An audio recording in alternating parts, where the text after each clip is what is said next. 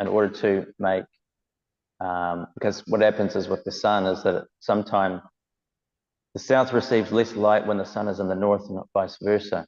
So Maharaj Priyavrata wanted to make it daylight when it was night. And to do so, he followed the orbit of the sun god on his chariot across the universe, across the sky. And it says in text 31 that when Priyavrata drove his chariot behind the sun, the rims of his chariot wheels created impressions that became the 7 oceans, dividing the planetary system known as Bhumandala into 7 islands. So they're building now in Mayapur the temple of the Vedic planetarium, and they will have the diorama, is it like a diorama or like a model in the dome of the different of the Vedic understanding, the Bhagavatam's understanding of the creation, and where the different planets are situated like that. So all the different islands are being described here. Jambu, Paksha, Shamali, Kusha, Prauncha, Shaka, and Pushkara. And it's describing how there's all these oceans and all these things like that. So how to understand these things, isn't it? I had a friend once. He used to live in the temple. He's still my friend, actually, but I haven't seen him for a while. But he used to live in the temple. And he doesn't practice Krishna consciousness anymore for one reason or another. But I remember when he was sort of, giving it up, he said to me, the philosophy is so strange. The Bhagavatam is so strange. And when you get to the 5th canto, it gets really strange. So this is the problem, is that when we think that we should be able to understand God from our small position, God, yeah, there could be a God. There could be a God. But God should fit within my understanding. Then God is reasonable if he fits within my understanding. Outside of my understanding, if God is outside my understanding, well, that's just evidence that maybe there's no God. Because everything, after all, it must be fitting within my understanding. Because the most important thing is me, isn't it?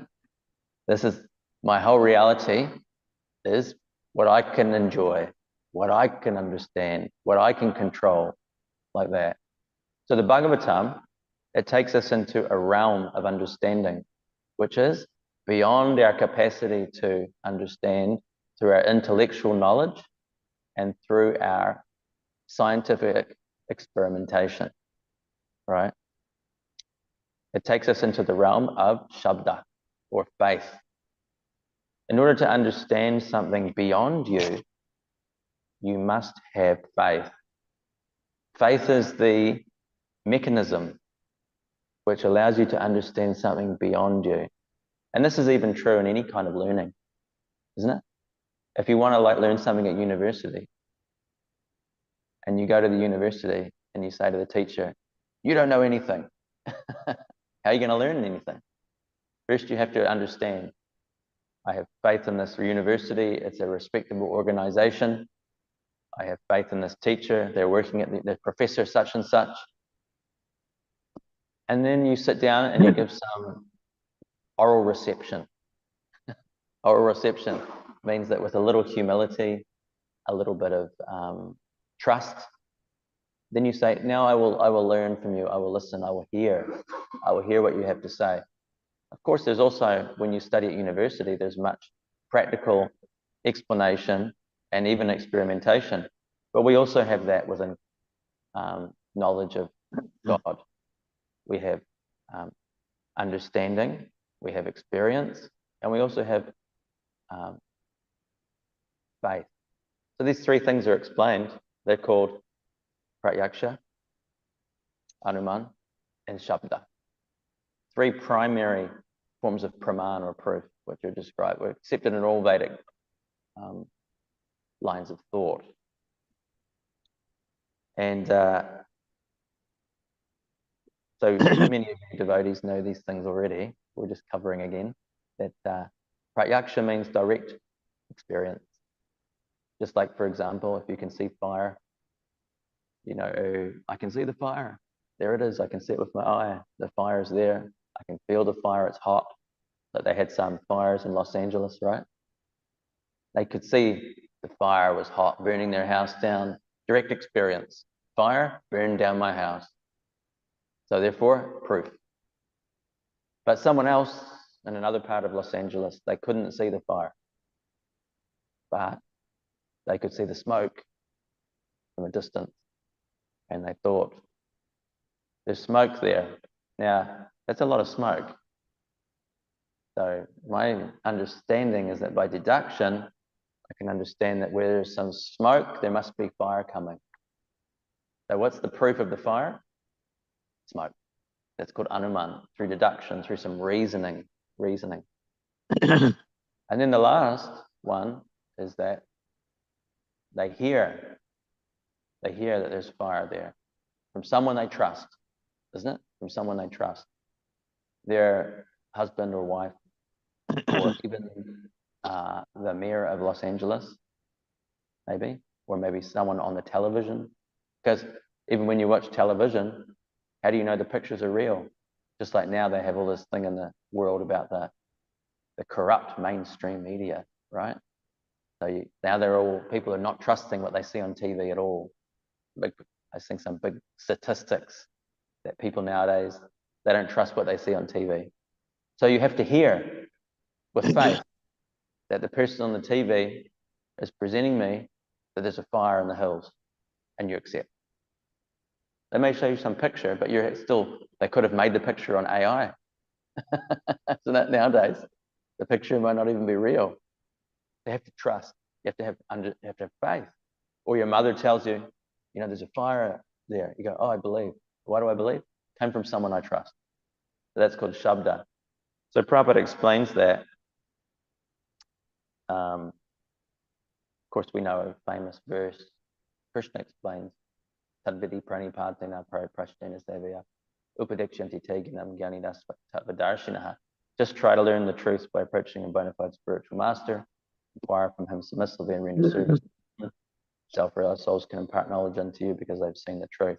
Those who've seen truth, not only do they understand it, but they live it. Not only do they understand the book Bhagavatam, but they also become the person Bhagavatam. They become a living example of that knowledge. Therefore, their behavior is such that when those persons who have that knowledge, when they teach that knowledge, their behavior inspires other people to trust it. It's a spiritual master. They can inspire faith in others by their knowledge and also by their example. And then the disciple, finding such a person, is to pariprashnena sevaya, submissive service and humble inquiry, these two things.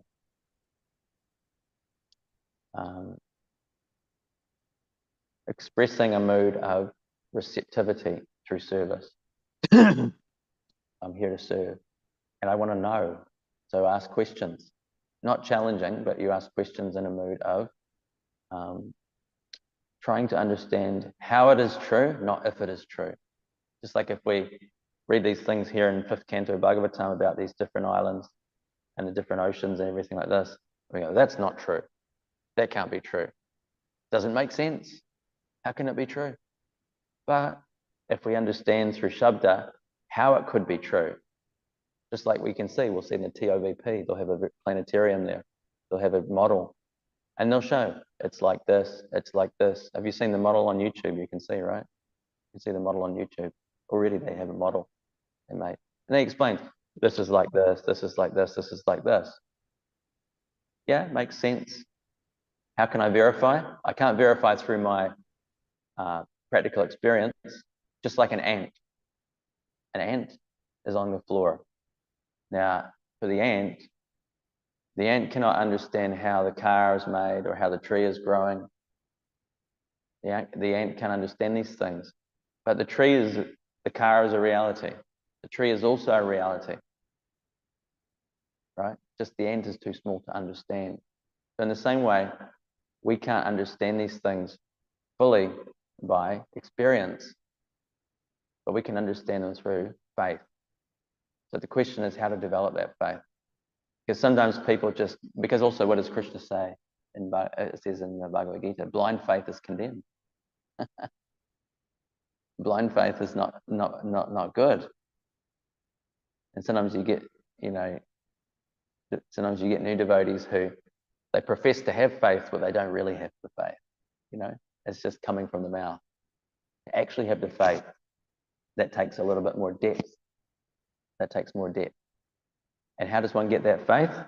One gets that faith, Krishna says in Bhagavad Gita, Tesham satatayuktanam vajatam briti purvakam dadami buddhi yogam tvam yenamam upayanti te.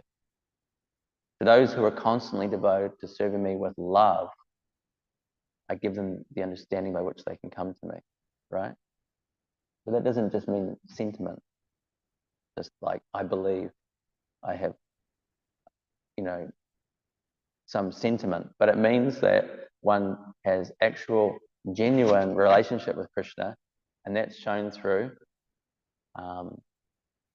service. You see devotees who have fixed faith, they like to serve the Lord. Why do they like to serve the Lord? Because they love him, right? They love him. It's like when you love someone or you care about someone, you serve them because of your affection for them. And by serving them, the reward you get is the opportunity to serve them because you love them. When you're working for someone, you're doing something for them and you want to get some result, isn't it? You're working to get some money or you want to get some outcome.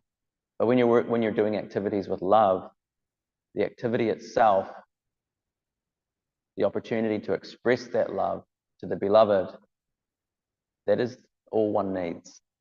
That's the success and the reward in itself. It's just the opportunity to express that love. So when one actually has faith in Krishna, in God, what happens is that one becomes very steady in their activities of devotional service. They're chanting Hare Krishna as an expression of devotion for Krishna. They're doing seva as an expression of love, of affection.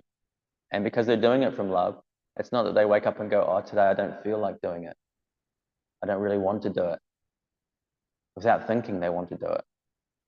So when one has that kind of faith, then these things can be understood. Just like, for example, there was that story we're reading, my daughter, this is my daughter Malika, and we read stories sometimes or sleeping. And I'm just going to paraphrase one story because I'm not so good at remembering, but the story is that there was one proud Brahmana, right? Lighting fires, doing yagnas like that. And there was one shoemaker on the side of the road. And I believe Narada Muni was walking down the road and he saw the proud Brahmana. And the Brahmana asked him, are you going to Vaikuntha soon to see Lord Vishnu, Lord Narayan? So when you get there, ask him, how many more births until I get out of here,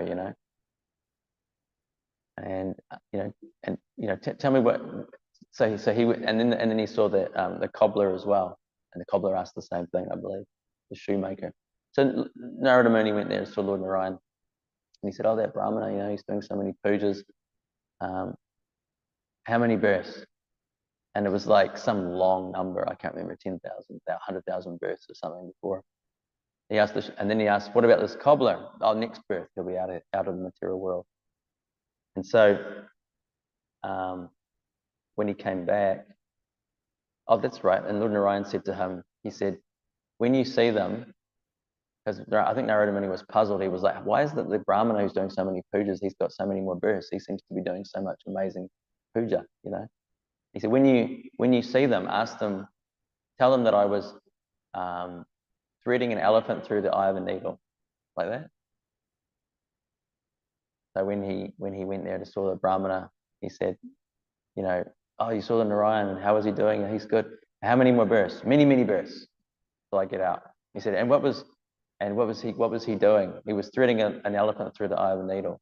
And the Brahmana said, that's impossible. How could he do that? Nobody can do that. Thread an elephant through the eye of a needle. Can't do that. And then he saw the cobbler.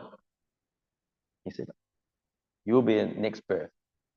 And he said, well, how come? He said, what was Lord Narayan doing? He was threading an elephant through the eye of an needle. He said, oh, very nice. And then Narada Muni said to him, so why do you say very nice? That seems like a very difficult, impossible thing. He said, well, you see, just across the road, there's one big tree, banyan tree. And if Lord Narayan can fit like a whole tree in that seed, then surely he can do anything, right? So when a person who's a theist with devotion, they see that the fact that God is bigger than me, the fact that God is beyond my capacity to understand through my reasoning, through my experience, that actually just proves that God exists, not that it disproves God exists. Because after all, God is much bigger than me. So God has to be bigger. And so when one, just like the child doesn't know everything about the father, right? But the child loves the father, doesn't understand what the father thinks about at work and everything like that, but they trust the father. They have a relationship. So when we trust Krishna and we accept he's bigger than us, he's beyond our understanding, and his greatness, you think about nature, just like we were sleeping and so many mosquitoes are there, right? How did Krishna create these wonderful little insects, a mosquito? Amazing, right? Perfect design. Scientists can't even make one mosquito. And he's made all these mosquitoes and all these beautiful different things in nature. So amazing. God's made everything. And we expect God to fit within the realm of our small little intellect that we have. So in the 5th canto, we start to understand these amazing things which are so vastly beyond us. Vastly beyond us. And the only way that we can actually come to that understanding in a genuine way of how these things can be real without doubt is by hearing from a spiritual master who has that faith in a genuine devotional way, right? By association. Because if we just try and approach Krishna through the means of our intelligence or through our reasoning, then that will be we'll be confused at some point, right? How can there be so many islands? How can there be so many oceans? All these things like that. But if we approach Krishna through the means of bhakti, through devotion, through shabda, then what can happen is that we can genuinely develop a relationship with Krishna. We can genuinely appreciate that he's bigger than us. We don't have a problem with that. In fact, it just adds to his glory, right?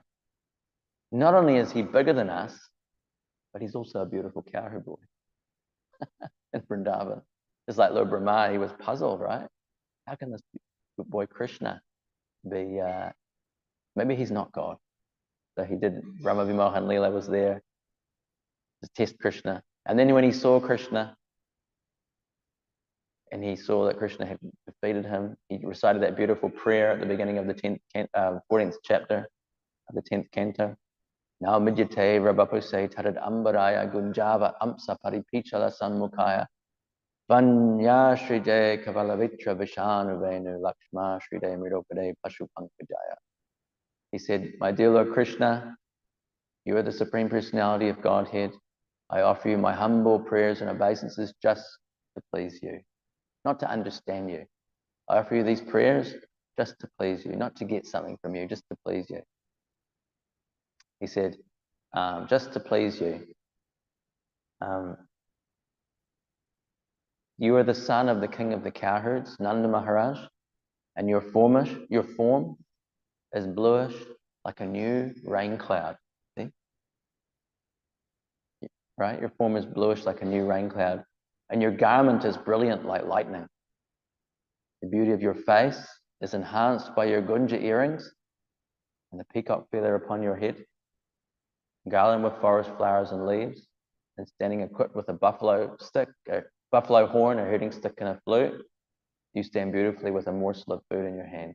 The Lord Brahma, he got this darshan of Krishna, who is not only this beautiful boy, small boy in Vrindavan, barefoot, cowherd boy, Akila Rasamrita Murti, full of all rasas, he's sharing with the residents of Braj, but he's also Swayam Bhagavan, God, right? He's everything.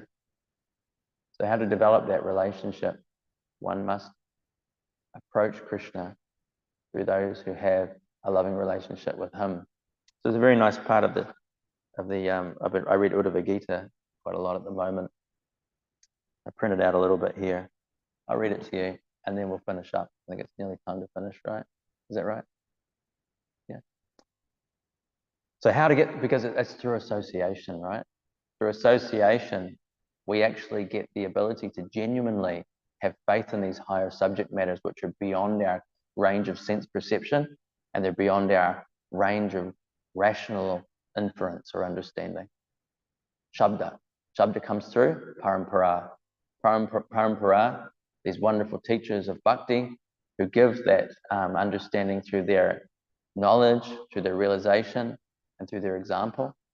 By their association, we can gradually also develop that understanding. So here it says, I think this is chapter 6 of Uddhava Gita.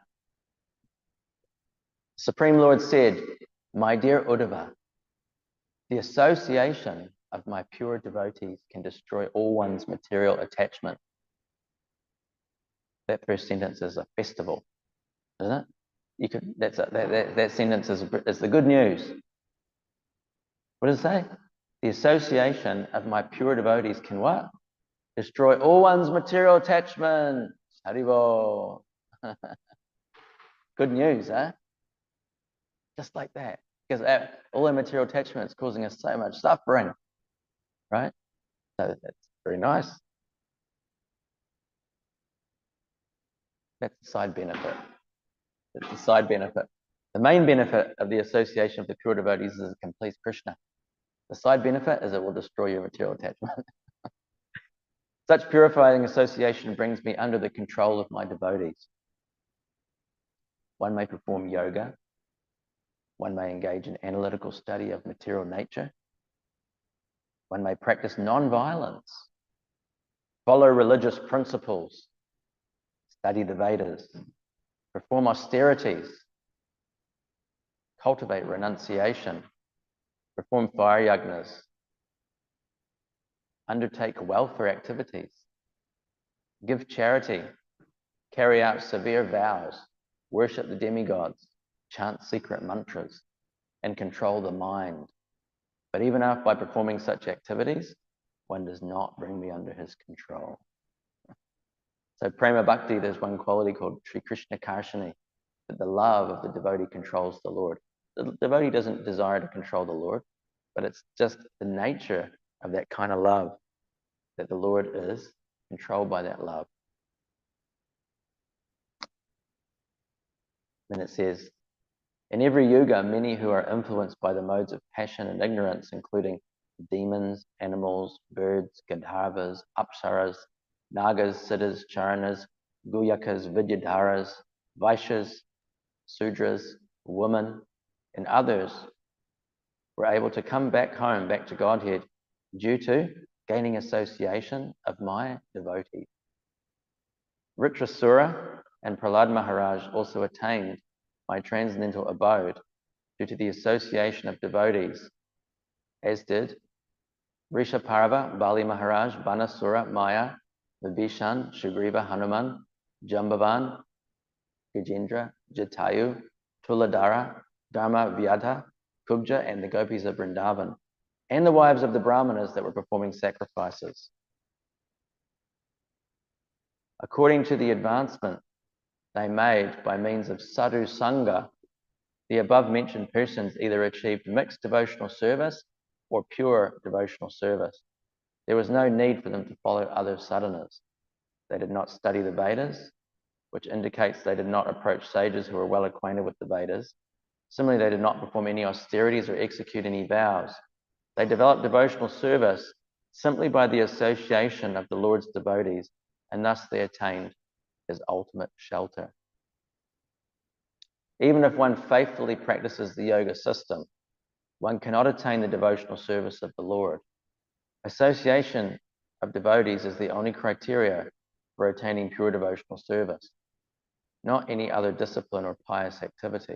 This is the purport of this verse. Then there's text number 10. It says, when Akrura took me to Mathura along with my brother Baladev, The gopis, whose hearts were completely attached to me, felt severe mental agony due to separation from me. Thus, they could not consider any source of happiness other than my association. My dear Uddhava, the nights that the gopis spent with me in Vrindavan appeared to them to be no more than a moment. Now, in separation from me, a night appears to them to be longer than a kalpa. Just as sages, by means of samadhi, forget the names and forms of this world because of their full absorption in the self, like rivers merging into the ocean, the gopis were so attached to me that they could not even think about their own bodies, their lives in this world, or their future lives. So through the it's describing the wonderful qualities of the gopis, that they're not absorbed in themselves. They're absorbed in Krishna. Sometimes as devotees, we get caught up in ourselves a lot. Isn't it? We first come along and we're like, wow, this prasadam is very nice and this is a very wonderful thing. I feel good. This makes me feel good. And then later on, we're like, I'm trying to get rid of all my anarthas, and I'm getting so mental about the ones I can't get rid of. It's not about you. It's about Krishna. The gopis of Vrindavan, what does it say?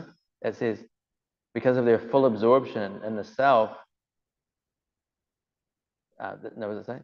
Just as the sages, by means of samadhi, forget the names and forms of this world because of their full absorption in the self, like rivers merging into the ocean, the gopis were so attracted to Krishna, to me, he says, that they could not even think about their own bodies, their lives, or their future lives. So you want to forget about your life? You want to forget about your suffering? Forget about your mental problems?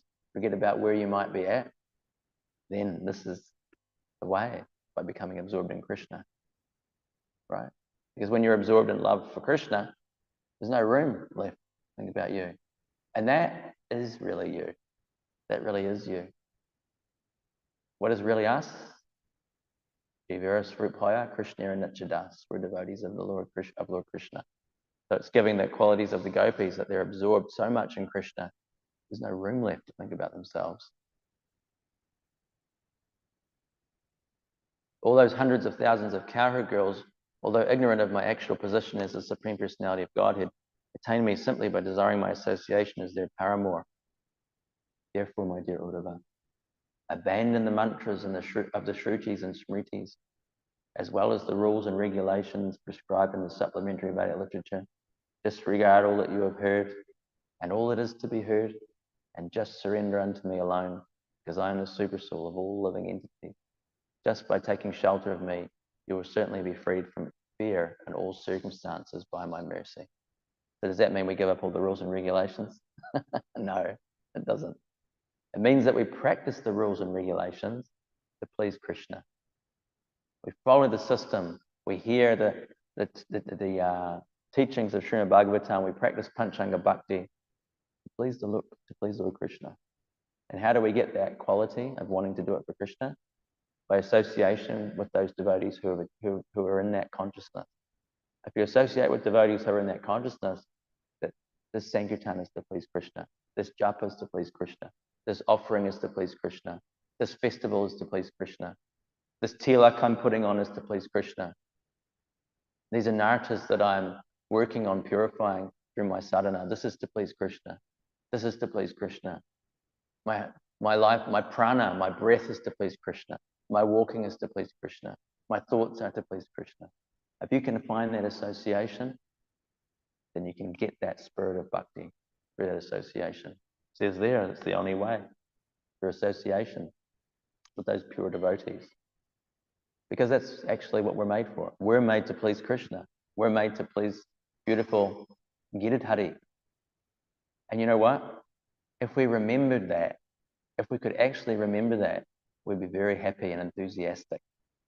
We'd be running into the temple in the morning, isn't it? Mangalarti. You come to Mangalarti, right? Yeah. Do you come? You came also. And you came also? Yeah. See, devotees are here. If you see those kind of devotees, they're inspired to please Krishna coming to Mangalarti, then we want their association, isn't it? And we got it. Here they are. So if you come into Radha Krishna's temple, you can find those kind of devotees. Look, she's doing the arati. That's not ordinary. That's not ordinary. You know, look at the beautiful dressing. Prabhupada's temple. This is not an ordinary place. And if you find those devotees who remember, this is Krishna's place. This is for Krishna's pleasure. We clean the floor for Krishna. We do the festivals for Krishna. In a couple of days, we're having the holy festival, isn't it? Is that a party? No, that's for Krishna's pleasure. Why? So many people will come. So many people will come. They'll come and see the deity also. They'll come and associate with Krishna's devotees. I heard even the Prime Minister was coming, right? He may be who he is, whatever he may be or may not be. But he's also a soul, conditioned soul, right? And if someone who has some influence comes to Krishna's temple, that's very good for the country, you know? So if we can find those devotees who are always awake in that enthusiasm, you look for the enthusiasm. You find the devotees that are like, this must be done for Krishna. This must be done for Srila Prabhupada. Why? Because I'm a dog and they saved me. Where would I be without their mercy? You know, when a devotee remembers that in the heart, they chant consistently with devotion. They do kirtan with their arms in the air. They feel inspired. So if we can find those devotees who are inspired in that way, and we can get their association, then we can also develop that kind of spirit in our Krishna consciousness, in our lives, in our hearts. So that's why you could say, when I read these verses, I was like, what am I going to talk about here? Islands and oceans and things like that. I don't know anything about yojanas. It's beyond me. But what does it mean? Krishna is much bigger than me. But how can I understand Krishna? I can understand Krishna through the association of those devotees who have got devotion for him, and through Shabda, through their Sangha, and through hearing from them, that love and devotion can enter my heart, so that I have no problem with Krishna being bigger than me. I have no problem with the universe being much bigger than me. I have no problem with islands and oceans like that. In fact, when I hear these descriptions, instead of it making me lose faith, like my friend I said at the beginning, it actually increases my faith. Because I think, how wonderful is Krishna? If Krishna can pack a tree into a seed, he can make the sun rise in the morning, the planets are floating in space, so many islands and oceans and so many descriptions are there. Wow, what does that make me feel? I bow down to him. Why does that make me feel like I want to bow down to him? Because I got the association of Krishna's devotees. If I didn't get that association, I may go, oh, that can't be true. That can't be true. Maybe there is no God. Maybe it's all just stories. But through that association, through that inspiration, through their faith, I think, wow, this is definitely true. And in this way, Shabda becomes an actual, tangible way of increasing our understanding. And that's really powerful, because when it becomes tangible like that, we can actually learn a lot very quickly. Once you have faith in your spiritual master, then you can listen and they can give instruction, you can absorb. So it all begins with association, and we're very fortunate because we have an opportunity for that association through Srila Prabhupada's mercy. Thank you very much. Some points, a little bit here and there today. Difficult topic. Huh?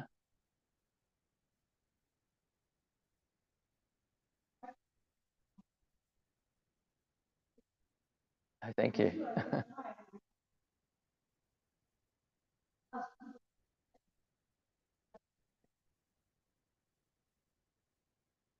Any other comments? Question? What is your name, Mataji? Yeah. Yeah.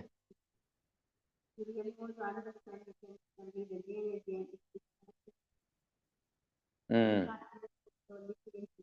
Yeah. Mm. And it's actually, you know, in this world, there's so many topics and so many sounds and so many people. Just like yesterday, we came on the plane and we were walking in Queen Street, and then we heard, like that. And I said, they're doing Harinam. And Malika was like, really? Harinam, right? And we heard, you hear people, you hear all these noises, like you see things on everywhere you go now, there's screens, right? And there's like news and there's noise and there's people singing songs and there's like people talking, people doing so many activities. But when you see the devotees chanting Hare Krishna Maha Mantra, immediately your heart feels like Haribol, you feel enlivened, right? So for someone who's like got that experience of associating with Srila Prabhupada's movement, just to put down all the noise and just hear that sound, Hare Krishna, Krishna Krishna, Hare Rama, Rama Rama. I'm at home, right? Connected to Krishna. And so actually just by chanting the holy name, all knowledge of these topics can be revealed to us just by chanting. I was just recently, we had a wedding in Christchurch, and my Guru Maharaj, His Grace Burujan Prabhu, he made a message for the couple that were getting married. And I wrote him a message after, and I said I really appreciated the message. And his response, he gave some response, but then he said, there is hope. And then he said, Hare Krishna, Krishna Krishna, Hare Hare, Hare Rama, Rama Rama, Hare Hare. And when he was saying that, I thought, that's it. It's all in that mantra. It's all in that mantra. So you don't have to be a great scholar, which is very lucky, because some of us have to give class and we're not. You don't have to be a great scholar. You don't have to be a philosopher. You just have to actually chant this Maha Mantra, and everything's there.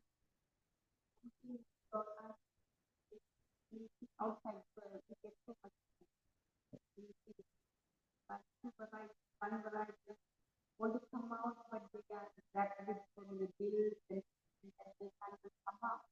And you might say something else work. Yeah. And then I said, how long are you working? I have to pay my bills. So it's already, even though they want to come out, very hard. And it's coming in the sky by the airport. One person was talking to me, very enthusiastic. Talking, very intelligent person, but the intelligent person is very courageous person. But if he has proper intelligence, it will be useful. Like the Prabhupada says, the first class is lazy intelligence, and the busy intelligence, and the lazy food, and the busy food. So you are very busy, but without knowledge. I had a friend when I was younger. He's a devotee, famous devotee. Actually, he's now doing podcasts. Raghunath Prabhu, he does Wisdom of the Sages podcast. And he wrote a song when he was younger called Busy Doing Nothing. Very busy doing nothing. Okay? And it's talking about empathy, but not the person. Yeah. Then finally, he agreed. He said, somehow, if woman is hoping something good, I'm going to take it and fix it the one by one. One Mahali, if I get from that, yeah. They want to find the right, but they don't know where to find it. Just to connect with the. You're from Melbourne? Living here now or just visiting? Anything else? Any comments? No? Now finished, Prabhu? Okay, finished. Srila Prabhupada ki jai. Vanchakapatarubhyascha Krishnadevacha Patitanam Pavanebhyo Vaishnaveभ्यो Gaur Premanandi Haribo.